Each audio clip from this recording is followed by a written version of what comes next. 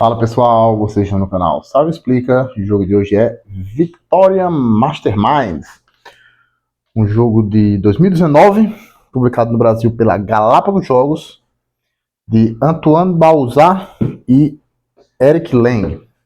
Em Victoria Masterminds nós vamos ser vilões da era vitoriana, basicamente assim, bem aquela estética, aquela temática daqueles filmes e livros de steampunk, né? Esse é o nome que se usa, no estilo A Liga Extraordinária, ou As Aventuras de James West. Nós vamos ter aqui vilões tentando construir máquinas do mal e dominar o mundo num cenário aí da era vitoriana. Então, como é que se joga? Começar pela preparação, já deixei aqui semi-preparado, né, para facilitar, mas é um jogo que dá para jogar de 2 a 4 jogadores. Para começar, vocês vão escolher, ou por comum acordo ou por sorteio, os jogadores escolhem as suas fichas, as suas máquinas de mal, cada um vai ter a sua. Nós temos aqui várias, cada uma tem um leve poderzinho diferente, que eu explico mais adiante, dá uma certa assimetria no jogo. Você pode escolher, como eu disse, por sorteio ou por comum acordo. Cada jogador recebe a sua projeto aqui, né, seu tabuleiro individual, que corresponde ao projeto da máquina. Nosso exemplo aqui, Beluga, a fabulosa aeronave.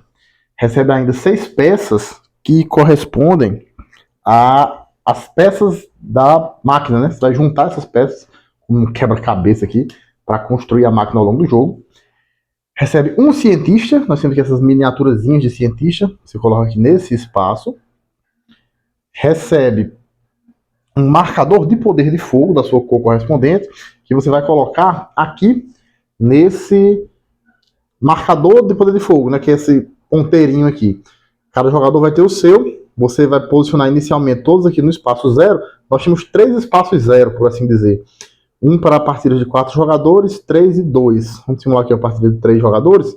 Então todo mundo colocaria inicialmente seu marcador de fogo aqui, e marcador de poder de fogo, e esse ponteiro aqui representa o poder de fogo dos agentes secretos, certo? Dos homens da lei, que estarão nos caçando pela Europa para evitar que a gente concretize nossos planos maléficos de dominar o mundo. Então, no início, você também posiciona o poder de fogo do serviço secreto no mesmo nível, né? Você tem aqui um indicadorzinho, não sei se a câmera vai ajudar, mas aqui, ó, 4, 3 e 2. São 3 números 0, por assim dizer, cada um deles correspondente a uma quantidade diferente de jogadores. Os marcadores de poder de fogo e o poder de fogo dos agentes da lei também. Cada jogador recebe ainda, elas que são as estrelas do jogo, as fichinhas dos agentes. Cada um recebe um conjunto de 5 fichinhas como essa. Elas são iguais entre os jogadores, mudando apenas a cor, certo? Você vai embaralhar, deixar bem embaralhada e virada para baixo. Você só pode, a princípio, existe uma coisa que modifica isso, posteriormente eu explico, mas a princípio você sempre só pode ver a primeira ficha do seu monte aqui de compras, certo? Elas devem ficar sempre viradas para baixo, você não pode mexer, não pode mudar a ordem delas, e sempre só pode ver a primeira mais de cima. Agora vamos para a preparação do tabuleiro central. O tabuleiro central representa 5 cidades. Temos aqui, veja, Londres, Moscou, Paris, Roma e Washington. Em cada uma dessas cidades você vai posicionar 4 monumentos. Muito bonitinhos aqui os monumentos, veja. 3 desses monumentos vão ser iguais em todas as cidades. Nós temos aqui a universidade, a fornalha e a fábrica. Isso aí vai se repetir em todas as cidades. E cada uma vai ter ainda um monumento específico, que no caso é o Big Ben, em Londres, a Catedral de São Basílio, em Moscou, a Torre Eiffel, em Paris, o Coliseu, em Roma, e o Capitólio, em Washington. Você vai posicionar as miniaturas dessa forma. Vai pegar ainda esse baralhinho de cartas aqui, que são as cartas de missão.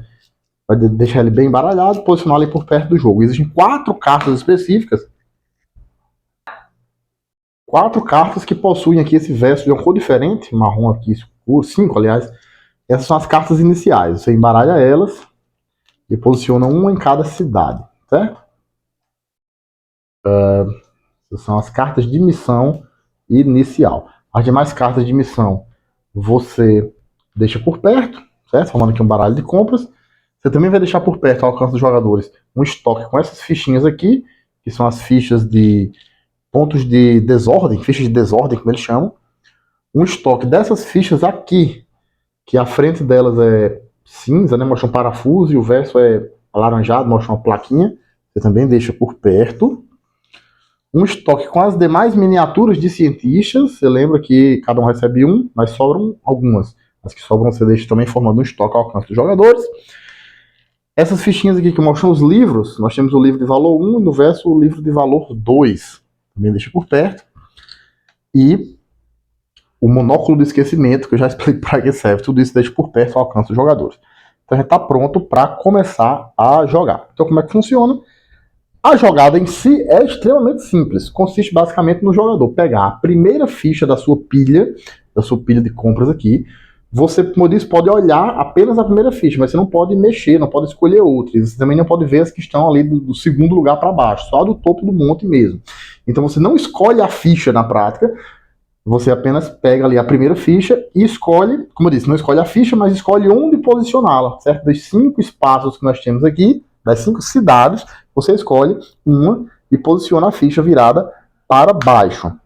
Se ao fazer isso, a cidade que você escolheu, o espaço onde você escolheu para posicionar a ficha, tenha ficado com uma ficha apenas, a que você acabou de colocar, ou com duas, você simplesmente passa a vez para o seu vizinho da esquerda, com o jogo seguindo em sentido anti-horário, e vida que segue.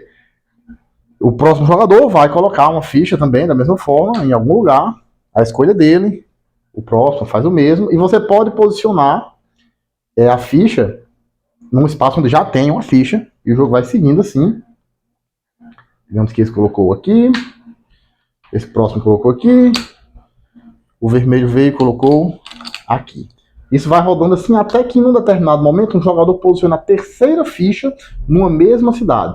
Quando você tiver no exato momento em que você colocar a terceira ficha numa mesma cidade, você vai então resolver a pilha de fichas. Como é que funciona? Você vira ao contrário, então, e vai resolvê-las na ordem de cima para baixo. Ou seja, a primeira ficha que vai ser resolvida vai ser a primeira que foi posicionada. E a última que vai ser resolvida vai ser a última que foi posicionada. Justamente porque vai, né, virar ao inverso, assim. E como é que funciona essa resolução? Cada uma das 5 cidades lhe traz um benefício específico que a regra chama de espólio, o espólio da cidade.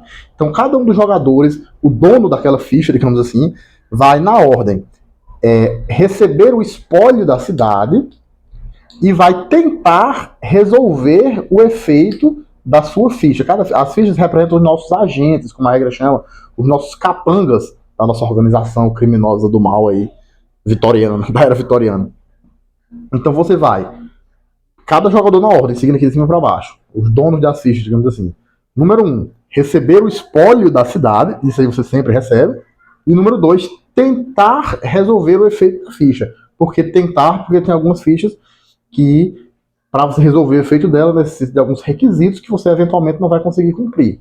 Então vai isso, o primeiro jogador pega o espólio e tenta resolver o efeito.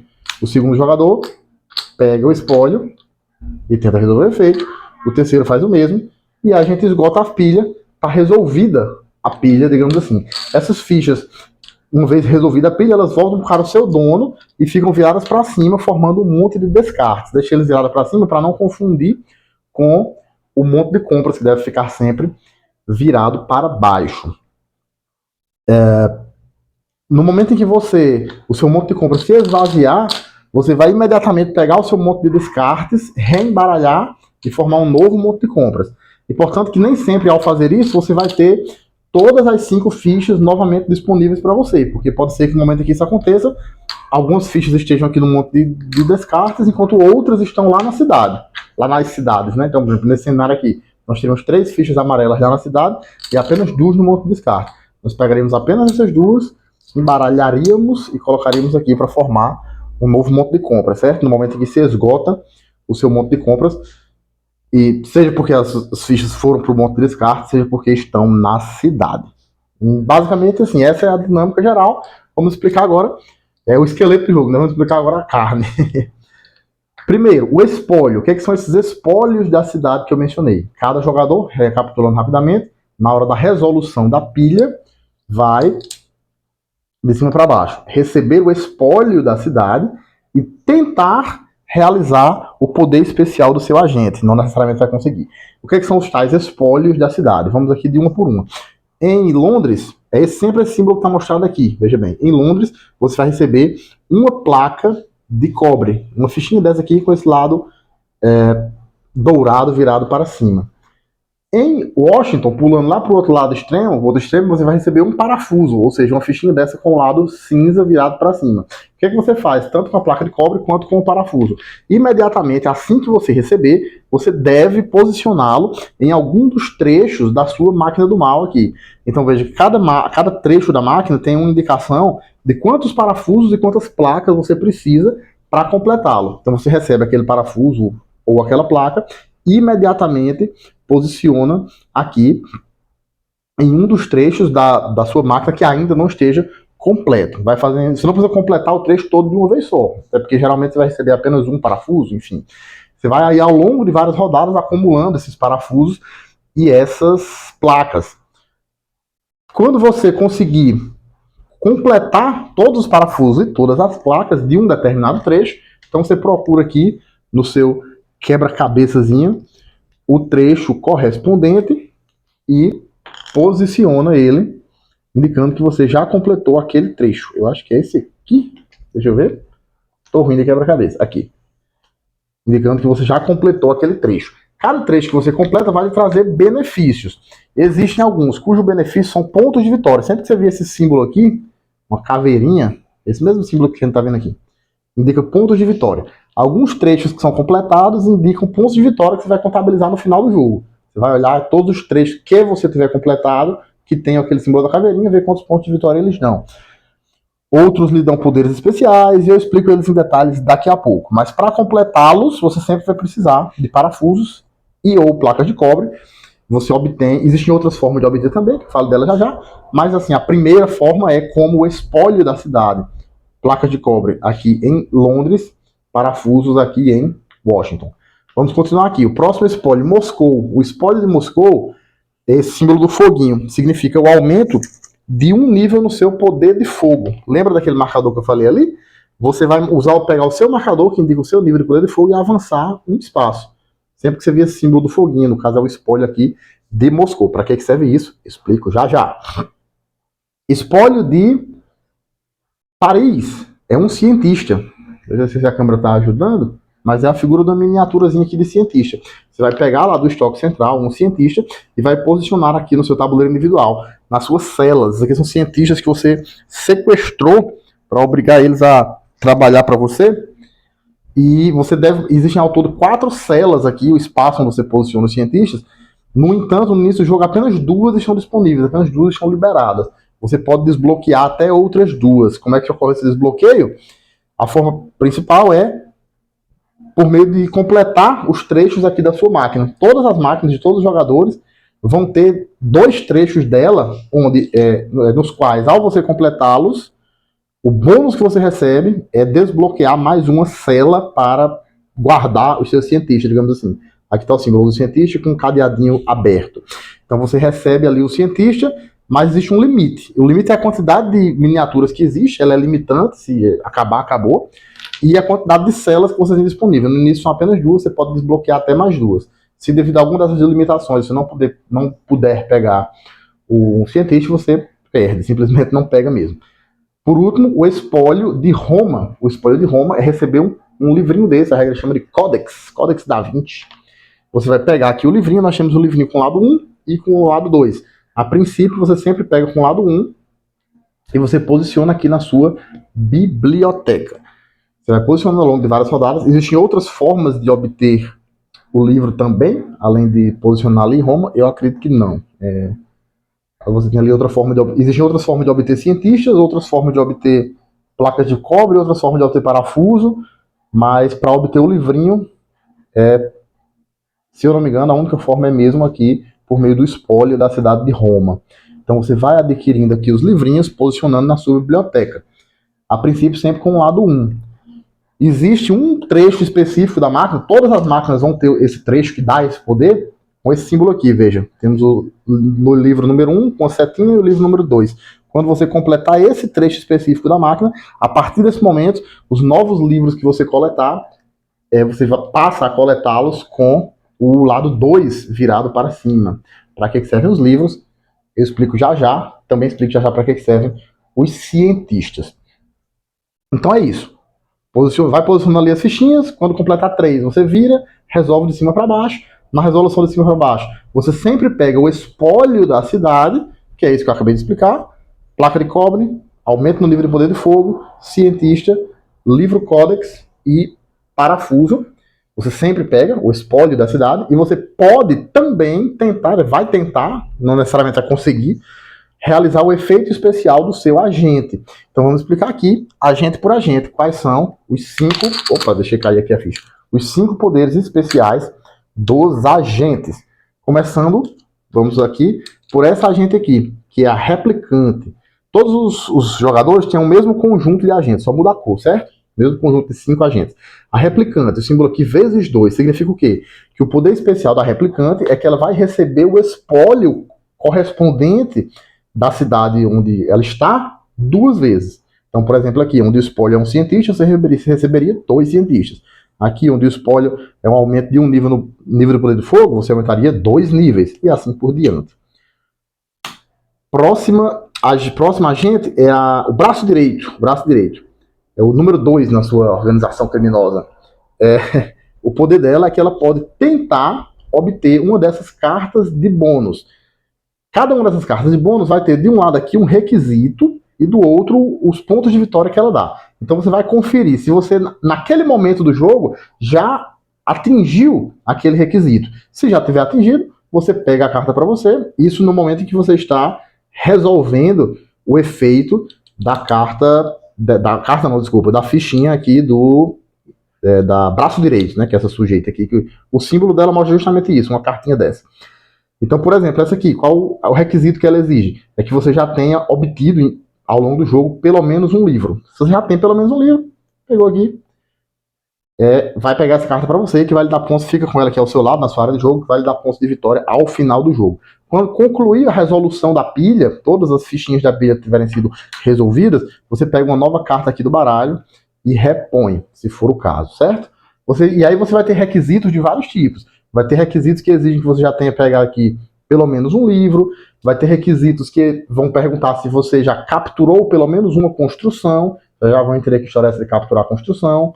Vai ter requisitos que vão perguntar se você já construiu um determinado número de trechos da sua máquina do mal. Inclusive, é interessante o seguinte, cada trecho da máquina é identificado por um símbolozinho. Um X, um quadrado, um triângulo e um círculo. Parece os comandos do PlayStation, né? E, por exemplo, essa carta aqui, o que é que significa isso? Para obter essa carta, na ação aqui da número 2, né, da braço direito, para obter essa carta, você precisaria, o requisito que ela exige é que você já tivesse, nesse momento, no momento em que você tenta pegar a carta, já completado no mínimo 2 trechos, dentre os trechos que são identificados pelo símbolo de triângulo, certo? Então aqui no próprio tabuleiro individual você vê esses símbolos de X, bola, quadrado e triângulo. Se você já tivesse completado dois trechos que tem o símbolo de triângulo, você poderia pegar essa carta. E assim sucessivamente. Tem aqui os requisitos, a ilustração é bem autoexplicativa. Se você já tiver cumprido o requisito do lado de cá, você pega a carta que vai lhe valer os pontos de vitória do lado de lá. Nesse caso aqui, só para dar mais um exemplo, o requisito é que você já tenha capturado no mínimo uma construção. Então vamos para o próximo agente, que é como é o nome desse camarada mesmo? Sabotador. O sabotador, o poder dele é bem complicado. É o poder que os jogadores usam para interferir negativamente no jogo dos outros. O poder do sabotador é o seguinte: ele vai anular o efeito da ficha que estiver por baixo dele. Então, digamos que vai resolver essa pilha dessa forma. Quando virou, a primeira carta aqui é quem? A primeira ficha, desculpem, é o sabotador. Então, significa que a próxima ficha, imediatamente abaixo, não vai surtir o seu efeito correspondente. Por coincidência, a ficha que estava abaixo era outro sabotador. Ou seja, vamos entender aqui. Se nós tivéssemos esse cenário, primeira ficha, sabotador, qual é o efeito dele? Impedir que quem vem logo depois cumpra o seu requisito, o seu poder, né? Utilize o seu poder. Quem é que viria logo em seguida? Um outro sabotador. Então ele seria sabotado, sabotou o sabotador, e ele não poderia utilizar o seu poder, que seria o de sabotar o próximo. Então o próximo, a princípio, seria sabotado, mas como você sabotou o sabotador, ele vai acabar conseguindo usar o poder dele normalmente. Nós lembramos que era uma replicante. Eu já expliquei a replicante? Não, mas chega já nela. Enfim, o poder do sabotador é isso. Ele vai... Todos esses poderes especiais, dos 5 poderes especiais dos agentes que eu estou explicando no momento, no caso do sabotador, ele vai impedir que o próximo jogador da pilha, aqui de cima para baixo, use o seu respectivo poder especial. Aliás, já tinha explicado assim a replicante, né? O poder da replicante é obter em dobro o espólio daquela cidade. Próximo agente, nós temos o capturador, a capturadora, na verdade, que agora sim vamos falar como é que se capturam os prédios. Eu mencionei ainda há pouco a possibilidade de capturar um desses prédios. Parece essas coisas de meu malvado favorito, né? Que a gente roubava a Lua, aqui vai roubar o Big Ben, roubar o Coliseu. Enfim, como é que funciona isso? Você vai, no momento em que ativa o poder da capturadora, você vai comparar o seu nível de poder de fogo, lembra? Nível de poder de fogo aqui? Agora eu vou explicar para que ele serve. Você vai comparar o seu nível de poder de fogo com o nível de poder de fogo do serviço secreto, nível de poder de fogo aí dos agentes da lei. Se o seu nível de poder de fogo for no mínimo igual ao nível de poder de fogo do serviço secreto, você escolhe uma das construções daquela cidade onde você se encontra, onde o efeito está sendo resolvido, e pega a construção para você. Se o seu nível de poder de fogo for menor do que o nível de poder de fogo do serviço secreto, você não consegue, não faz nada. Você não consegue roubar aquela construção. Sempre que você rouba uma construção, o que acontece? O nível de poder de fogo do serviço secreto aumenta. É assim que o nível de poder de fogo do serviço secreto vai aumentando ao longo do jogo. A cada vez que uma construção é capturada, você vai aumentando aqui, avançando o ponteiro em um espaço. E o poder de fogo dos jogadores, como é que aumenta? Bem, existem algumas formas, existem alguns trechos da máquina do mal, quando são construídas, que permitem, né, que dão como benefício o aumento do nível de poder de fogo, e temos a forma básica, mais comum, que é usando o espólio aqui da cidade de... A sombra aqui, a luz está muito ruim. Da cidade de Moscou. Então esse é o efeito do capturador. Você vai comparar o seu nível de poder de fogo com o nível de poder de fogo do agente secreto. Se for no mínimo igual, você pega uma das 4 construções aqui possíveis da cidade onde o efeito está acontecendo. E para que eu quero pegar essas construções? Bem, cada uma delas, assim que você pega, lhe dá um espólio também. Ou seja, você tem o espólio da cidade e você tem o espólio da construção, que você obtém assim que rouba a construção. No caso da fábrica, o espólio é um parafuso. Você pega imediatamente, roubou a fábrica, pegou um parafuso. No caso da fornalha, o espólio é uma placa de cobre. No caso da universidade, o espólio é um cientista. E no caso do monumento, né, a Torre Eiffel, no caso de Paris, o Coliseu, no caso de Roma, etc. e tal, o espólio é uma fichinha dessas que vale 2 pontos de vitória. Então, é para isso que serve roubar as construções. Né? Você pega a construção para você. Imediatamente, ao pegar a construção, você pega também o espólio correspondente, conforme está mostrado no tabuleiro. O quinto e último agente, com o seu respectivo poder, é o engenheiro.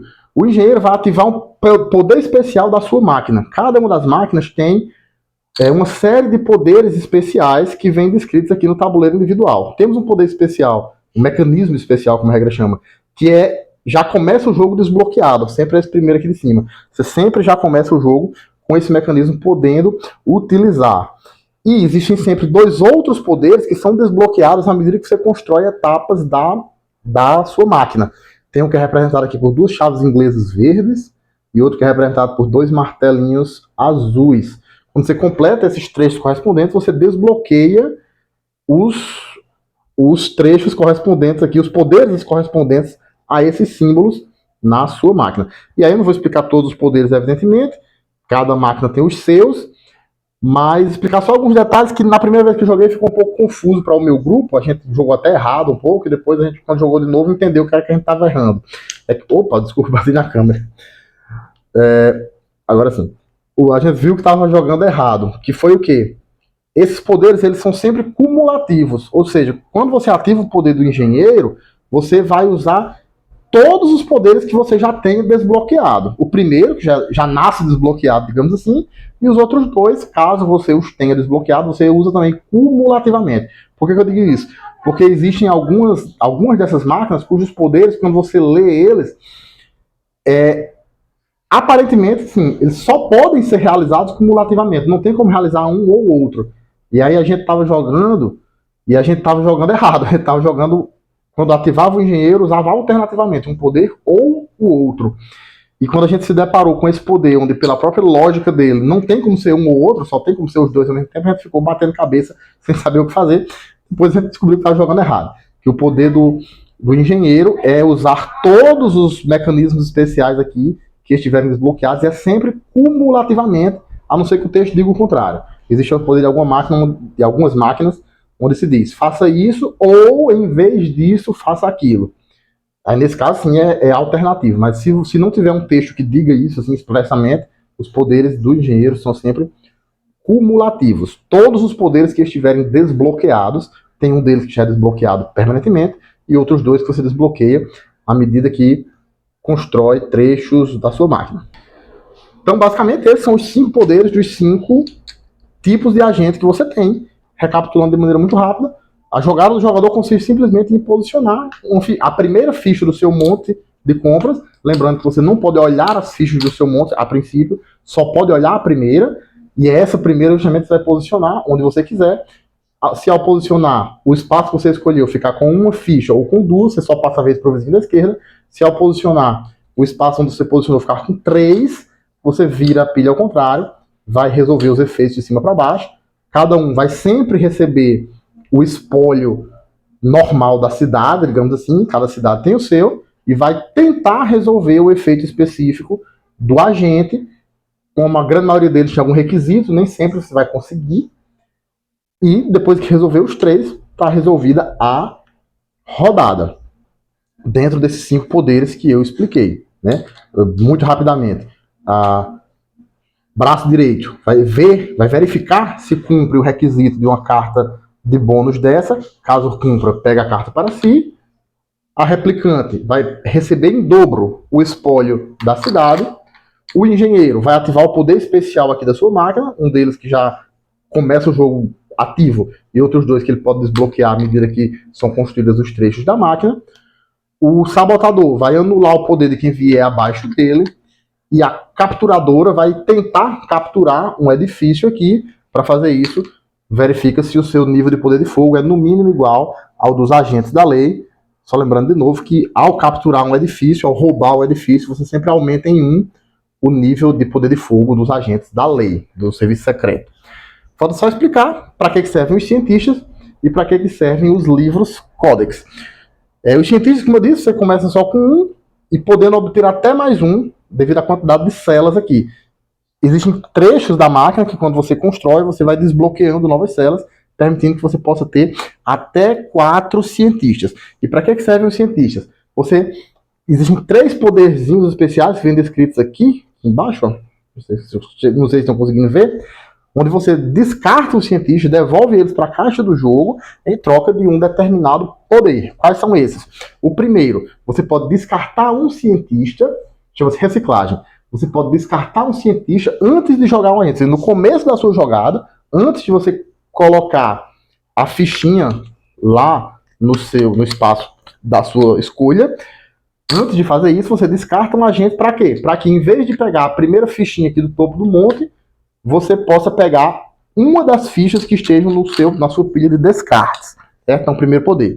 Descartar um cientista para que a fichinha que você coloca, em vez de ser a primeira aqui do topo do monte, como normalmente se faz, seja a sua escolha do topo, vinda do topo do monte. Do topo do monte, não, desculpa. Da pilha de descartes. Segundo poder para o qual se usa o cientista, você pode descartar 2 cientistas para jogar de novo. Basicamente é isso. Você faz a sua jogada normalmente, posicionando a ficha, e aí, em seguida, após posicionar a sua ficha, o detalhe é que se ao posicionar a sua ficha você completou 3 e vai precisar resolver as fichas, você primeiro faz toda a fase da resolução, para em seguida, se quiser, usar esse poder. Que é o quê? É descartar 2 cientistas para jogar de novo. Você pega uma outra ficha do seu monte de compras e faz uma nova jogada imediatamente. Terceiro poder para os quais servem os cientistas é descartar 3 cientistas, que a iluminação não ajuda muito, descartar 3 cientistas para fazer uma captura gratuita. Gratuita não, né? Você gastou 3 cientistas, né? O custo da captura vai ser 3 cientistas. Então você descarta 3 cientistas para pegar qualquer edifício de qualquer cidade, independente do seu poder de fogo, independente do poder de fogo do agente secreto. É gratuito. Você gastou os 3 cientistas, pega o edifício para você.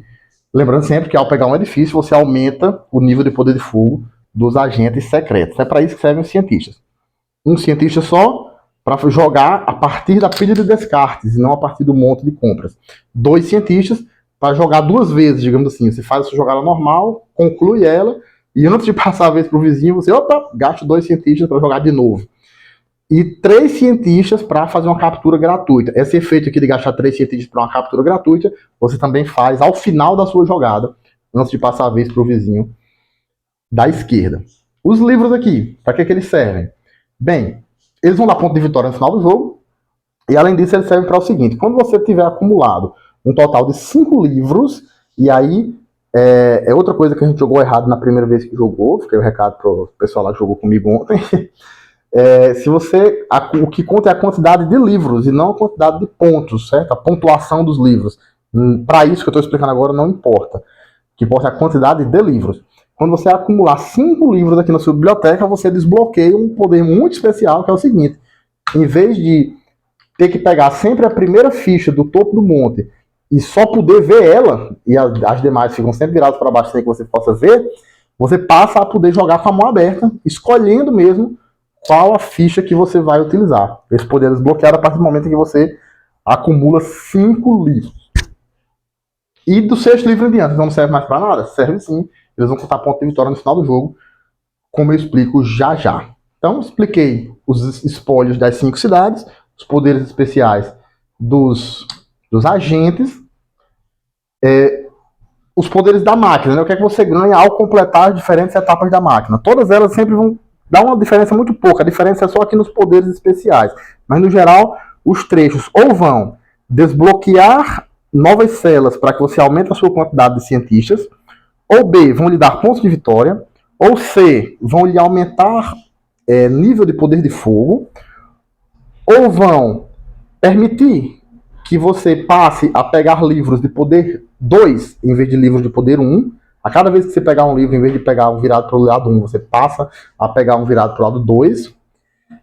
Ou vão lhe desbloquear esses novos 2 poderes especiais aqui, né? O da chave inglesa verde e o do martelinho azul, que você vai desbloquear lá ao usar a habilidade do engenheiro. Você vai construindo a sua máquina do mal aqui, à medida que você vai desbloqueando, construindo os diferentes trechos da máquina, você vai desbloqueando esses poderes. Poder de fogo, pontos de vitória, que vão ser contados só no final do jogo, celas para os seus cientistas, e a possibilidade aqui de pegar livros de valor 2 em vez de valor 1, e assim por diante.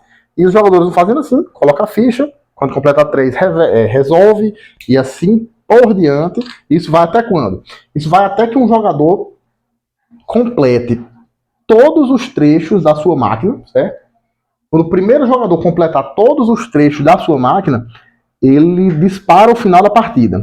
Ao disparar o final da partida, todos os jogadores, inclusive ele próprio, vão jogar só mais uma vez, certo? Então, uma partida com 3 jogadores, digamos que o segundo jogador, seguindo a ordem, foi o primeiro a completar a sua máquina do mal aqui.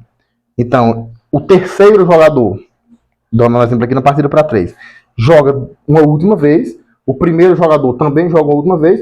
O segundo jogador, que foi quem disparou o final da partida, também joga uma última vez. Depois completou a máquina, todo mundo joga mais uma vez, inclusive esse que completou. E aí a gente encerra o jogo e vai contar pontos. A segunda forma de encerrar o jogo é quando o nível de poder de fogo do serviço secreto chega a 12. Aqui, o último nível de poder de fogo do serviço secreto. E aí vale a mesma lógica. O jogador da vez, né, o jogador que estava jogando quando isso aconteceu, quando o nível de poder de fogo chegou a 12, ainda completa a sua jogada, depois todo mundo joga mais uma vez, inclusive ele próprio, e aí a gente vai contar pontos. Antes da contagem final de pontos, nós temos uma última resolução das fichas que sobraram no mapa. Então, digamos que terminou, alguém completou aqui a sua máquina, ou o nível de poder de fogo chegou a 12, terminou o jogo, mas ainda ficaram algumas fichas aqui no meio do caminho para resolver. Então o que é que a gente faz com essas fichas? Você vai de cima para baixo, resolver todas as pilhas, mesmo que elas não tenham 3 fichas. Isso só no final da partida, certo? No final da partida, disparou o final do jogo, todo mundo jogou aquela última rodada. Antes de contar pontos, antes de começar a contagem de pontos, você vai resolver todas as pilhas, começando aqui de cima para baixo, começando por Londres, depois Moscou, depois Paris, depois Roma, depois Washington. Seguindo a ordem aqui de cima para baixo, você vai revelar todas as pilhas, mesmo elas não tendo o total de 3 fichas, e vai resolver na ordem, uma por uma, como você resolveria no jogo normal, aplicando seus efeitos. E aí sim a gente vai contar pontos. Existe uma outra circunstância onde você pode acontecer isso, de você resolver os efeitos de uma pilha, mesmo ela tendo menos de 3 fichas. Que circunstância é essa? É quando o jogador fica sem ficha e não completa 3, né? Quer dizer, o que acontece? Chega na vez do jogador posicionar a ficha, ele não tem mais ficha na mão, porque ele já posicionou todas as 5, e não tem nenhuma daquelas 5 pilhas, daquelas pilhas que estão no tabuleiro, está com 3 fichas. Então nenhuma delas vai ser resolvida, você vai perder a vez de jogar? Não. Nesse caso, quando o jogador todos, aí vocês estão entendendo, é uma situação de todas as 5 fichas do jogador já estão na mesa, já estão nas cidades e ele não tem nenhuma ficha para jogar. O que é que ele faz então? Ele vai escolher qualquer pilha, mesmo que tenha menos de 3 agentes, né, tendo apenas 1 ou 2, desde que nessa pilha que ele escolheu tenha pelo menos um agente seu próprio. Você nunca pode escolher uma pilha que tenha só agente dos outros. E aí você vai resolver essa pilha, mesmo ela tendo menos do que 3 fichas, certo? É a única outra hipótese onde você pode resolver uma pilha de agentes tendo menos de 3 fichas. É quando o jogador está sem nenhuma ficha na mão, então ele não poderia jogar. Então ele resolve dessa forma, porque aí ele recupera no mínimo uma ficha para o monte de descarte e volta para o jogo, digamos assim. Então, fechando parênteses, voltando lá para o final da partida. No final da partida, vai resolver essas fichas que sobraram no tabuleiro, como eu explicava há alguns minutos, e aí vamos para a contagem final de pontos. O que é que dá ponto tanto nesse jogo? Os trechos da máquina que você completou, nós temos diversos deles que vão lhe dar ponto de vitória. Esse aqui 2, esse aqui 3, esse aqui 5. Sempre você vê esse símbolo da caveirinha com número, significa pontos de vitória. Então, trechos da máquina que você concluiu ao longo da partida lhe dão pontos de vitória. Cada construção que você capturou, lembra daquela ação de capturar a construção? Você captura e deixa ela aqui com você.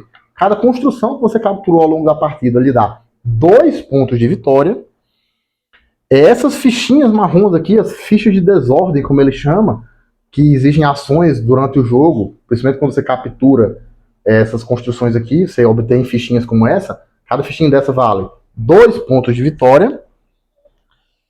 As cartas de missão, que você obteve também ao longo da partida, também lhe dão pontos de vitória. E as fichas de livro aqui. Essa numeração nas fichas de livro vale ponto de vitória, equivale a ponto de vitória. Então, nesse momento, sim, você leva em conta o número que está no livro, e não simplesmente a quantidade de livros. Aqui, por exemplo, 2, 4, 5, 6, 7. Então, recapitulando rapidamente, o que é que dá ponto de vitória tanto? A pontuação que você tiver aqui nos seus livros, cada númerozinho aqui dos livros vale um ponto de vitória. As construções que você capturou, cada construção vale 2 pontos de vitória. Essas fichinhas aqui que você obteve ao longo da partida, nos efeitos ali das construções, também lhe vale 2 pontos de vitória. As cartas de missão que você obteve, vale a quantidade de pontos de vitória indicadas nela. E os trechos da máquina que você completou, alguns deles também valem pontos de vitória, conforme a quantidade que tiver indicado neles. Você faz esse somatório total, e quem tiver mais pontos é o grande vencedor. Em caso de empate, vence o jogador que tiver completado mais trechos da sua máquina. Então é isso. Esse foi o nosso jogo da semana. Joguem Victoria Masterminds. Se gostou do vídeo, deixe o seu curtir e seu comentário. Se inscreva no canal, ative as notificações e até o próximo jogo.